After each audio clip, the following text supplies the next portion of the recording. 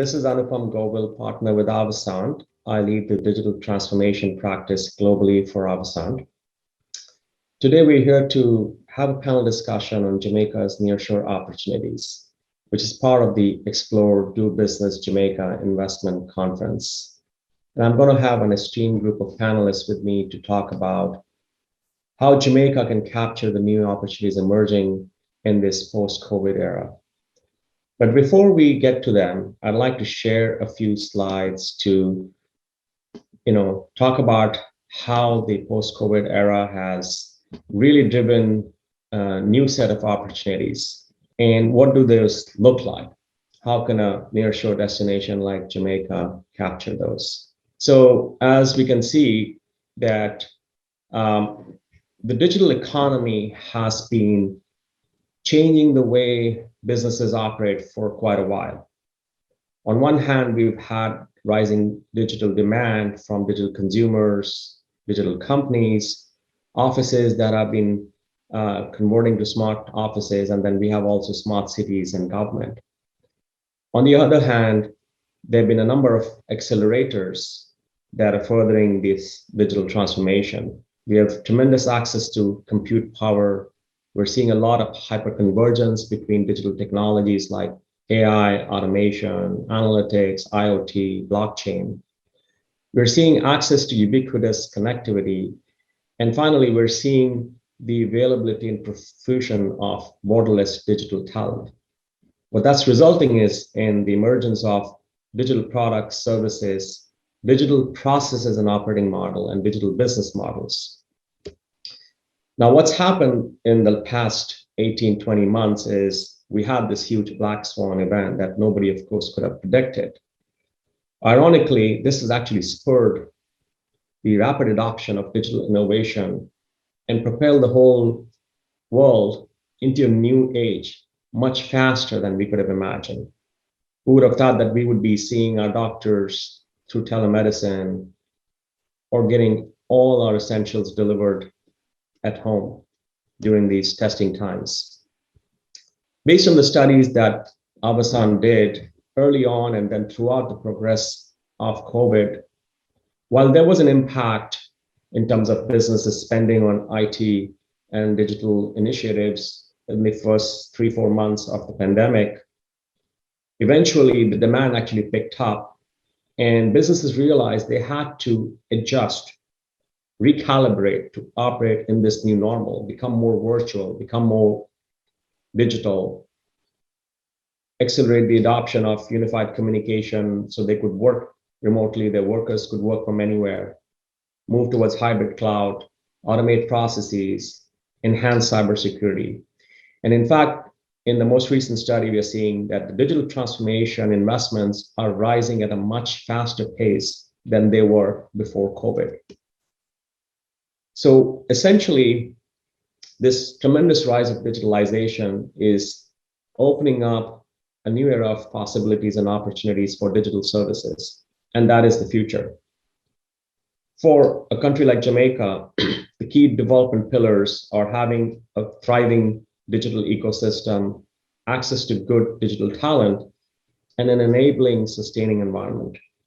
The key enablers of digital services, which is what we will talk about today with our panelists, are adoption of digital business models, availability of talent, agile infrastructure that can scale and become more virtual, digitalization within the public sector, and of course, a thriving innovation ecosystem. Essentially, what it all boils down to is today, one of the key metrics for a destination's success and growth is digital competitiveness. And we had come up with this digital competitiveness index 2 years ago, which today is more relevant than ever. So with that, I'm going to switch to my panelists and introduce them, and then we'll get into the Q&A. So first I have Mr. Sheldon Powe. He's a serial entrepreneur who has started or been involved with several successful startups and enterprises, including Optimum Trading, Medical Distribution, Idea Lab Jamaica, Adtelligent, and Affinity.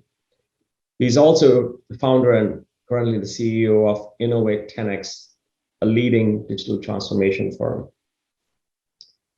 Then we have Miss Jackie Sutherland. She's the founder and CEO of Contacts 360. After a successful engineering and IT consulting career, she decided to apply her technical and business background to starting a BPO company in Jamaica. Never one to shy from a challenge, she was determined to build a BPO that was different, agile, responsive, customer focused. The result has been happy customers and amazing growth, and global recognition as a woman and minority-owned BPO and one of the most successful ones in Jamaica. And then finally, we have Miss Gloria Henry, who is an award-winning leader whose contributions have been recognized by many organizations in Jamaica. She has over 2 decades of expertise in strategic leadership, change management, public sector management, banking, corporate, and customer services. Her biggest achievement has been the restructuring and growth of Port Authority's business process outsourcing portfolio, and of course, the growth of the Montego Bay Free Zone, which has been the foundation of the growth in Jamaica. She's currently the Vice President of BPO and Logistics at the Port Authority of Jamaica and President of Global Service Association of Jamaica. So welcome, everyone. Thank you. We're going to get into the Q&A now. Now, not everyone may be aware, but actually Jamaica is the 3rd largest English-speaking destination in the Americas. And it is the fastest growing global services location in the Nearshore region. When COVID happened, Jamaica government as well as the private sector rose and were able to tackle some of the challenges from a health, security, and operational perspective to continue to sustain the BPO and global services industry. And as a result, today, it's seeing very healthy growth coming back into the sector and is being recognized as one of the success stories in the Nearshore region. So let's start with Sheldon, and then we will go and ask questions to the other panelists.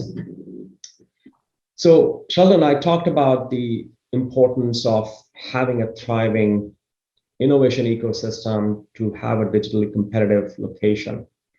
Give us an overview of the tech sector in Jamaica and how that's been going. It's very buoyant, very active in Jamaica right now. And there are some factors and initiatives that have been put in place that's causing that to happen that I'm actually very happy about. Let's start at the supply side in terms of the universities and the high schools. So there are, I mean, all the major high schools have, a program where, devices, tablets, and so forth are being distributed into the schools. They have Wi-Fi internet connection being one of the key pillars that they're providing to the high schools. In the universities have labs, special programs now that focus on digital transformation technologies. UTech, for example, they would have a security, cybersecurity program. They'd have an AI program. They'd have like a animation program and things like that. And plus, in terms of the graduates between all the universities, we're probably producing about between 500 to 600 technology professionals per year.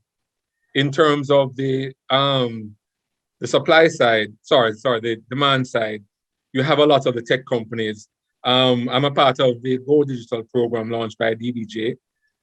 And I was very happy that when we had launched that program, we had actually about 50 IT companies ranging software development companies, infrastructure companies, support service companies, ranging in different sizes between maybe 10, on average 10 to 15 employees, right up to maybe 100, 150, maybe the bigger ones, such as the T-Tech and the Fujitsus of this world, being a part of that program. I would imagine there'll be about 100 tech companies in Jamaica, and that's quite healthy.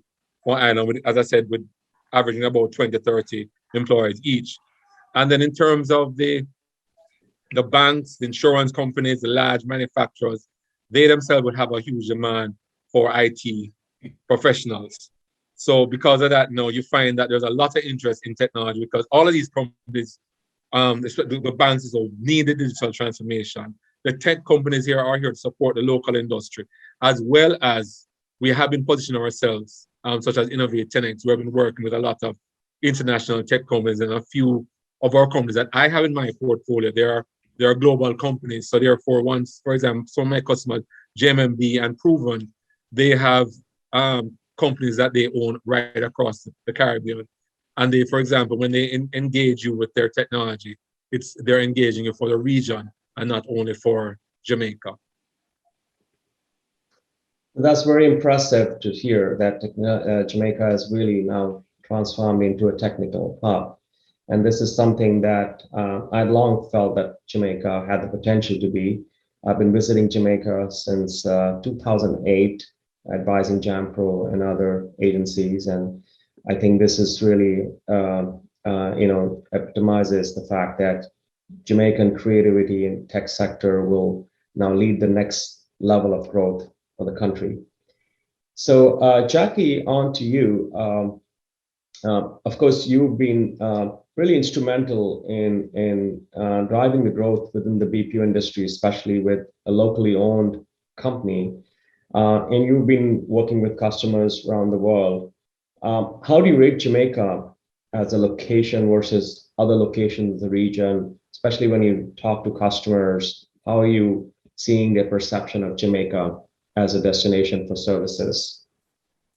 I think you've said a lot of it already, Anupam, but I've been in the BPO sector in Jamaica now for just about 14 years. I think just before your visits. So, we've had a long history together, but Jamaica is the third largest in the Caribbean, second only to the US and Canada, as you rightly said. And when I first started out in the BPO sector, I don't think Jamaica had a true passion for the capabilities that we had and what we could offer in this sector. And proud to say that fast forward 14 years later, Jamaica is really seen as a premier destination for providing BPO sectors to a wide sector of the population. We as a company have provided services to telecommunications, the media space, the medical profession. We've also done quite a bit in online media presence. So we have found that as Jamaica has continued to grow and evolve, there's a growing passion for the types of services that we can offer. Some of the services that we offer as a company include customer service, sales, collection support. And now we've started to, which is a passion for me based on my technical background, started offering things in the technical services space. And, I'm aware of my colleagues such as Sheldon offering a lot of other technical support. As we start to look at all of the opportunities that are available within the digital space, some of the areas that we've really grown and seen a demand, and hopefully will be a very strong participant in those as we continue to look at the food chain and grow in the services that we can offer. We're looking at providing additional things within the legal process outsourcing space from a technical perspective, more in the managed security services, software development. So the possibilities are endless. And I think as people start to look to outsourcing, our proximity, our cultural affinity to the US, and even from looking at other countries in the UK, they're now seeing based on, we were initially under British rule. So we find that a lot of people are looking at the affinities that we have there as well. So Jamaica is really becoming a very, very attractive destination. We've partnered with other countries to offer other services as well. So I think Jamaica is definitely standing ahead and above a lot of the other companies now as far as the type of services that we can offer. So we've made tremendous strides in the 14 years that I've been in the industry, and proud to see that Jamaica is definitely one of the premier recognized destinations for the services that we can provide now. That's great to hear, Jackie. So Gloria, you of course were at the forefront of developing a secure and commercial environment in Montego Bay through the Montego Bay Free Zone when space was at a premium for BPO companies. Talk to us a little bit about how you've helped position Montego Bay Free Zone and what do you offer clients there that have differentiated Jamaica over other countries? So Anupam, the Port Authority actually started business some 30 odd years ago in the Montego Bay Free Zone. And what we have done in providing real estate as a service, our strategy has been to, leverage Jamaica's nearshore advantage, our robust and continuously evolving telecommunications infrastructure, our people, and that is underpinned by, deliberate institutional support, government support, multinational support, and a policy framework that has evolved, that has been consistent with the growth of the industry. The Free Zone started with just a handful of persons providing data operation services, and we have evolved over the years. We are a multi-purpose zone, and we provide services not just for the BPO sector, but logistics, telecommunications, light manufacturing, warehousing, and distribution. And those are all in keeping with the Port Authority's overarching strategic posture to support Jamaica's employment and development policies. We have about 700,000 square feet of space under management. 96% of our 10,000 employees are within the BPO sector, and others are not as labor intensive, but they occupy about 30% of our space. We have worked in many partnerships with different agencies, private and public sector agencies, to support the ecosystem that has continued to support the growth of the global services. Well, we now call it global services sector because we're not only supporting BPO, but knowledge process outsourcing, KPO, information technology outsourcing, ITO, and our companies within the Free Zone. They range from front office support, customer service, receivables management, sales, and multinational companies supporting captives, supporting Fortune 500 companies in America. We also have companies that are in the technology space that provides support for Fortune 500 American companies, applications development, cloud services. So we're a diverse environment. We also have a plug and play facility in the Free Zone. And that's a 300-seat, fully built out plug and play facility. So we also support the enabling environment for new investors coming into Jamaica by reducing the barriers to entry through our plug and play facilities. We are a developer under the Jamaica Special Economic Zone Authority. So it means that right away we can provide occupant status for new investors coming into Jamaica. So we're a full supportive environment, allowing our investors to thrive in an environment where pretty much everything has been supported. And in recent times, since the pandemic, we have evolved. Our business continuity strategies have evolved to support remote work, and again, leveraging the capacity of our technology infrastructure to support remote work. Thank you again, Gloria. Sheldon, coming back to you, Jamaica has always been known for its creativity and innovation. What prompted you to start Innovation 10X? What was your vision behind that? And what are some of the exciting things that you're involved in? Yes, well, I worked as the Chief Information Officer of JMB, that's a financial group in the Caribbean, right up until 2018. But it was in discussion with Keith Duncan, the group CEO. He said that, the way for JMB to go forward into the future is having a digital arm. So he asked me if I would be interested in leading that arm. I said, certainly, but I prefer if it was like an independent company that would be free to should us work on a new regulation and a new paradigm? Because in all my research around innovation companies, that's the better way to do it. So with that in mind, I did get seed capital from JMB. I gave them a business case proposal, which was accepted. I got seed capital, and then Innovate 10X was formed as a totally independent company. So we do have JMB as our, JMB has us as their innovation partner. So we do a lot of innovation research on behalf of JMB. So for example, with artificial intelligence, we have a digital lab, Innovate 10X. So we would actually, in our own sandbox, test digital transformation technologies on behalf of JMB. And when it's mature enough, then we introduce the JMB to their PMO office for them to go about implementing it. So that was the particular model that we started with. The Jamaica Stock Exchange, Marlene Street, from day one, she signed us on as our innovation partner. And again, she's very innovative as well. So she uses us. We do a lot of similar thing that we do for JMB, a lot of research on new technologies, proof of concept, proof of technology. When it's mature enough, we help her to implement it.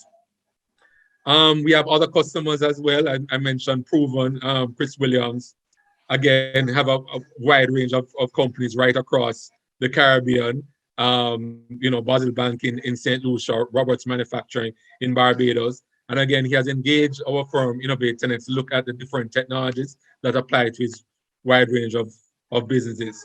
Further than that, I mean, the vision has become alive because I have now part of the Go Digital, as I mentioned, for the DBNG. So we're helping SMEs in Jamaica to digitize their operation. But one of the key things that we're doing, we are innovation brokers. So I have quite a number of fintechs, technology companies right across the world doing different things in smart spaces, artificial intelligence, RPA technologies. We have set up a lab at the University of Technology. So we have these same manufacturers. We have sold them on the idea that let's just empower the students with all of your gadgets, your devices. So the incubation can start from year one. We're not waiting until they graduate. From year one, they're exposed to technology. For example, just recently, I was one of the first to bring a humanoid robot to Jamaica. We actually donated it to the UTech lab, and the UTech have the robot now as a part of their curriculum. And they're also connected with the manufacturers of the robot, the commercial robots, with the professors up at UTech. So they're now working on use cases that, again, when they're reached a particular stage of maturity, it can again be exported. So I'm very happy that the vision that I had for 10X being innovation brokers, having certain key partners in terms of customers in Jamaica, as well as partners in fintech right across the region, bringing those solutions to Jamaica, putting them in our sandbox, proof of technology testing, and then deploying to our customers. And of course, from the Caribbean, we're looking to hopefully export our services right throughout the world. That's excellent, Sheldon. I guess it's only a matter of time before we see a tech unicorn coming out of Jamaica, helped by your innovation accelerator. Yes. So Jackie, when COVID happened, obviously you had to pivot and shift your operating model. But since the pandemic, what have you been seeing in terms of customer demand for these global services, and how are you managing that? We have seen a significant growth in the opportunities coming to Jamaica since the pandemic, but also prior to the pandemic. I think Jamaica has increased its market share pretty significantly over the past, I believe, maybe 5 or 6 years. Would you say, Gloria? We've actually seen a tremendous growth. There's such an interest now. I think while Jamaica was not known as a nearshore destination when I first launched the business, there's a lot of interest, and we've attracted a significant market share just over a very short period of time. I think the pandemic only further strengthened the abilities that we offer in Jamaica. And I think it's primarily because of the response that we had to the pandemic. Most companies, such as myself, quickly deployed a work-at-home model, which was very attractive to companies because there was such a unknown entity that was facing, the global space, and people were trying to find solutions to ensure the maintainability of their companies. And Jamaica, based on how we responded, the virtual agents that we were able to set up to manage in response to this pandemic, was just phenomenal. So we have continued to grow, and I think the pandemic only further to strengthen the interest that people have. As you know, Jamaica's proximity to North America is the closest, and our affinities are very, very attractive to people looking to outsource. So we have really seen a tremendous growth, and I foresee that happening in the years to come. So Jamaica is just starting. We are looking at a lot of opportunities, as we've mentioned, in other sectors, from a ITO perspective, from a knowledge process outsourcing. So those things will only continue to strengthen and heighten the interest that people have in Jamaica. And I foresee us continuing to grow in this space. Yeah, well, I see there's the perfect synergy between the talent that has been there in Jamaica and the market opportunity coming together. And we did a study last year for the global services sector, looking at the current and future potential of Jamaica. And it clearly showed that the global services sector in Jamaica was at about between 600 and 700 million in revenue being generated, with about 45,000 jobs, employment in the sector, and growing at about 20% a year, which is actually one of the highest growth rates amongst a larger destination such as Jamaica. So we're projecting actually the sector in the next 3 to 4 years to touch $1 billion mark, with somewhere between 70 and 75,000 employment. So obviously there's a lot of growth ahead, and hopefully that will come through. Right. So Gloria, you of course have helped with attracting companies to Jamaica. What are you attributing this current rapid expansion of Jamaica as a global services delivery location? So Jamaica has always been a service-oriented environment for multinationals and for investors coming to do business here. And at the heart of that is our strategy to continue to develop a pipeline of talent to support the global services sector. It's the whole service-oriented nature of our people. We have a comprehensive, robust support on all fronts. The government, we have the government support through the Ministry of Economic Growth and Job Creation, our portfolio minister, Auburn Hill, Senator Auburn Hill, Prime Minister himself being the minister in charge of that. We have support from JAMPRO. JAMPRO continues to position Jamaica as an attractive environment and work with agencies to ensure that it's a frictionless environment for the investors coming here. And then there is the Global Services Association of Jamaica, which is an industrial-led body that again lobbies for, advocates for the correct enabling environment for companies, investors doing business in Jamaica. One of the best examples that I could put forward as the importance of this sector is the pandemic. We were very proactive in preparing for this pandemic. We had our self-monitoring systems in place before the onset of the pandemic in Jamaica. We actually reached out to the government to get approvals for work at home so that we could pivot to work at home very quickly. We sought and got approval through the Inter-American Development Act to develop a disaster risk management framework to help smaller firms that did not have a risk management system in place. And so we have a very supportive environment in Jamaica that supports growth.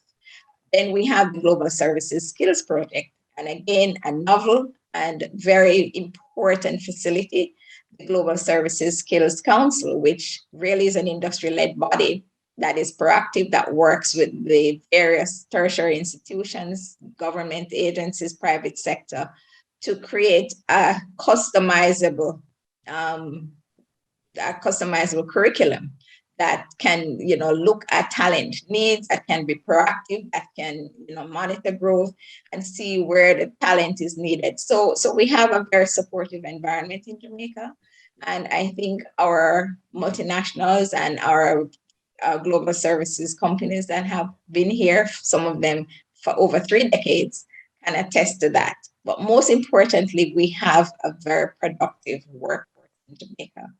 And even in a remote environment, our distributed workforce are showing growth of over 17%.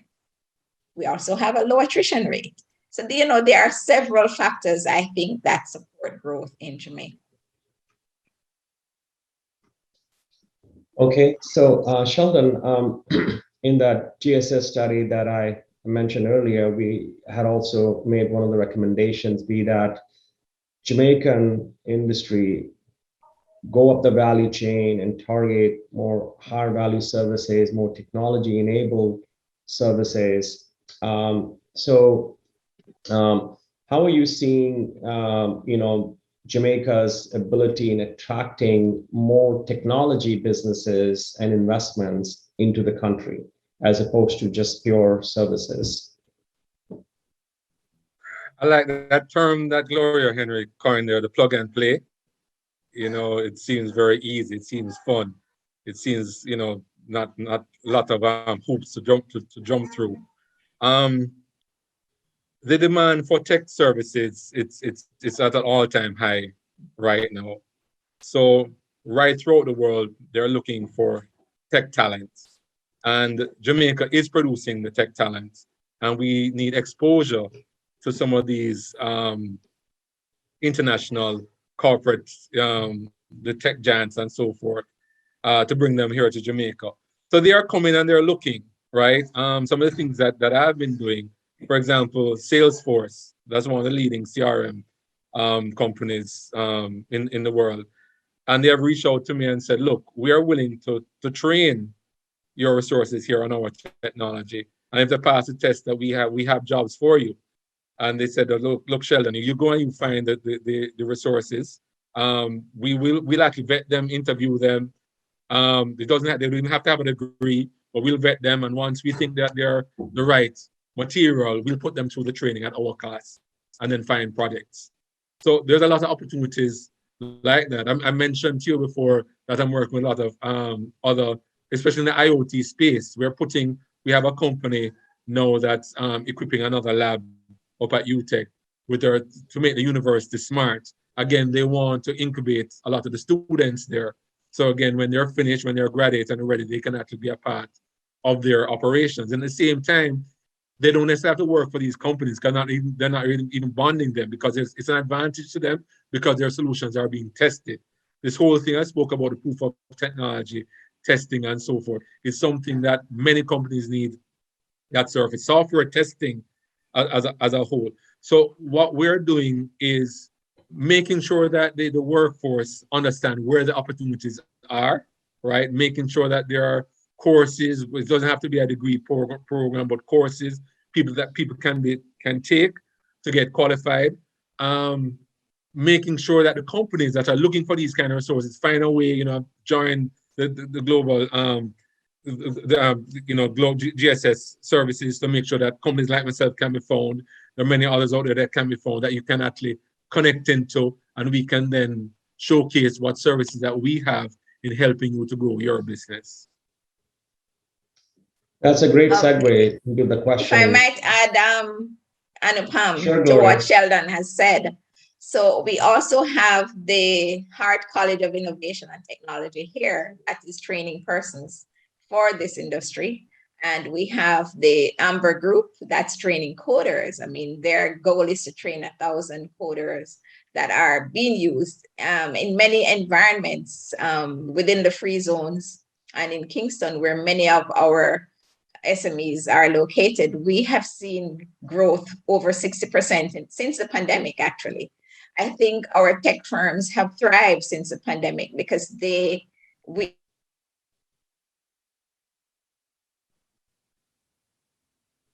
underpinned by, what has happened globally since the pandemic, where most companies have pivoted to an online model.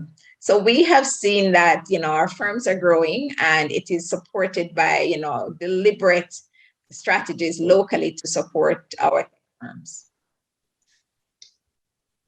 Thank you, Gloria. So, Jackie, talking about talent, which Sheldon was talking about as well, as you get into more higher value services, and you mentioned you were trying to also offer now legal process and other KPO types of services.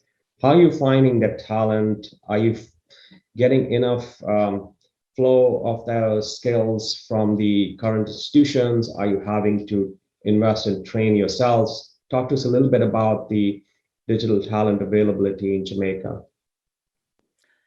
Sure. So I guess one of Jamaica's biggest selling points are our human resources.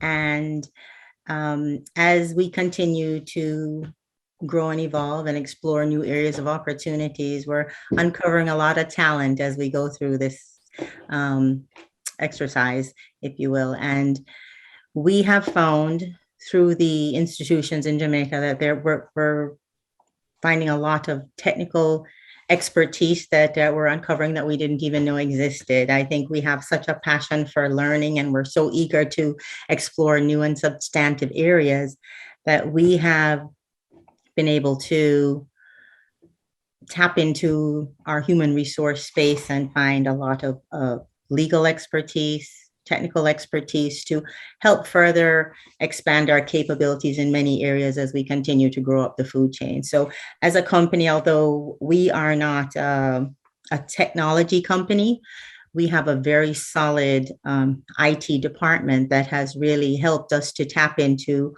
a lot of innovations, and we've become very creative in how we can deploy a lot of the applications that we use to service our clients. So I think one of the things that attract people to looking at Jamaica is just our abilities to think out of the box and take the resources that we have and pull them together to find the best solutions for the clients that we service.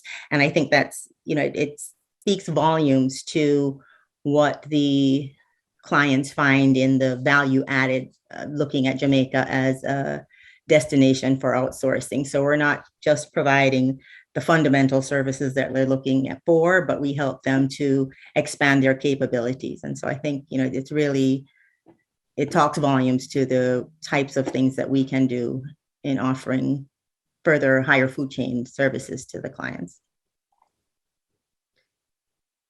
So Gloria, of course, the Montego Bay Free Zone houses many international services companies as well as local companies. What are the types of new services, more higher value services you're seeing from some of your members within the Free Zone? Well, applications development, mobile applications development. One of our tech firm in the Free Zone, Avasant, has seen growth of over 60% even since the pandemic. We're seeing tech support. We have a firm in the Free Zone now that's fully integrated. Actually, they do assembling of electronic components. They actually assemble printers, and they do the motherboard. They do all the components, and they provide the tech support as well as the customer support services. And they're seeing growth. We are seeing growth in human resource outsourcing, and that's an area where we have distinct capabilities to provide support to multinationals, to local firms that are here in Jamaica, as well as external firms. Legal process outsourcing, as Jackie says, that's an area where we have capabilities as well. We have a number of graduates from different law schools on island, as well as international law schools that provide virtual online services, online training to Jamaicans who are studying law. So we have, we've seen finance and accounting. That's a field that we have played in before. Project management. Content development is also a new area that we're seeing interest. And of course, traditional higher value type customer service, complex customer support services, we're seeing interest in those areas as well. And as we see those areas evolve, we work with the Global Services Skills Council to ensure that our talent development is consistent with where the growth areas are. Yeah, very true. Sheldon, again, I think you talked about the technical prowess in Jamaica. With COVID, one of the things that's happened is that location in many ways has become irrelevant. You could be a tech company anywhere in the world, and you can tap the global market just through your innovation and through digital channels. So do you see Jamaica becoming a true technology hub for the Caribbean region and becoming more known worldwide for its innovation in digital technologies? I do see that happening in short order. I think that there actually is a lot of interest in Jamaica already. And again, going back to Gloria and the plug and play, that would actually make us get there very fast. So you'll be surprised. But even as we speak, there's a Google lab up at UTech right now. There's a Facebook lab that's there. Microsoft already has a big presence here. I've mentioned some of the other companies that have actually reached out to me in terms of helping them to find resources. There are a lot of core banking vendors as well. Terminus from T24, a lot of the major banks are running on those systems. They actually had a Caribbean hackathon using their sort of open banking. You hear about open banking. They want to introduce the Caribbean to open banking concepts and all of that for open APIs and so forth. And they actually had it. They came to Jamaica. They came to Innovate 10X and had the conference where we had people right across the region that was here. NCB also partnered with Innovate 10X and had a Caribbean hackathon. We did that on behalf of NCB. We had over 400 participants across the region. Other core banking vendors, they want to come. They're looking at Jamaica being the hub for their technology to spread. WePay, as an example, WePay is out of Trinidad, but they chose to set up their head office right here in Jamaica, right? WePay out of Trinidad. So, I mean, it's happening. And if you think about as I know, I can be telling my potential customers of what Gloria has in Montego Bay, the 300-seat plug and play. They'll be wanting to fill up those seats very quickly. So I'm very excited. I must say that the graph that you showed, because when the pandemic hit, my business actually just went to a nosedive. So I was one of those who did 33%, and I lost people and everything. And then I was worried.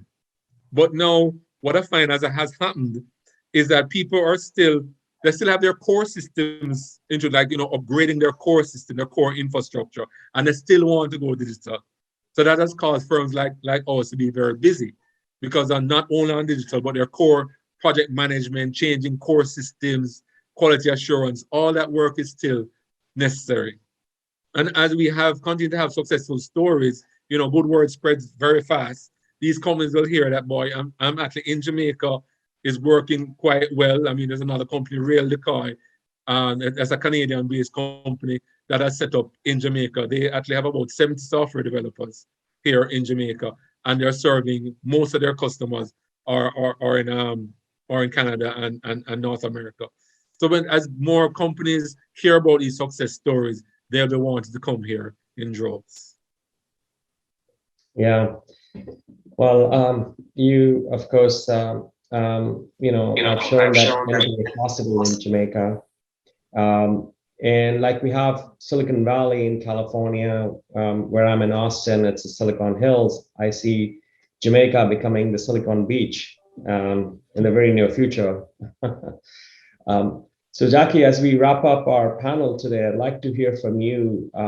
What do you see as the future of the industry for yourself as well as for the country as a whole, and especially in the area of more innovation and digital services and technology-led services? I think the future is very bright for Jamaica. Having been in the industry now for 14 years, it's really exciting to see how much the landscape has changed. As you had mentioned earlier, my background is in technology, and my initial vision when coming to Jamaica was really to be in more of a technical realm, looking to inspire developers to do more for Jamaica from a technology perspective. And it's really, it's great to see that happening now, and to recognize those things as a country, and as a company, we look forward to embracing some of that ourselves. So we're continuing to invest in our talent, and with the support of what we have from the government in training individuals and bringing them to the next level. I see Jamaica really becoming a very pivotal component in how the landscape changes, and people look to outsource a lot of their innovations and development to the Silicon Valleys or the Silicon Shores of Jamaica, as you had mentioned. So I think the future is very bright, and I look forward to seeing us continue to grow and be a very instrumental component in how the landscape continues to evolve. Yeah, and Gloria, from a government support angle, how do you see the Jamaican government continue to support the shift towards these more technology and creative services, and making Jamaica the next innovation hub for the Caribbean region and also for the global economy? Well, I would say that Jamaica is already positioned to be the innovation hub of the region. All the ecosystems are coming together. Our local firms are beginning to scale. Companies like Nightfox, you've heard from Sheldon at Innovate Connect, Avasant. Our tech firms are really scaling now, and the government is deliberate in supporting that through policy and through the assistance through talent development.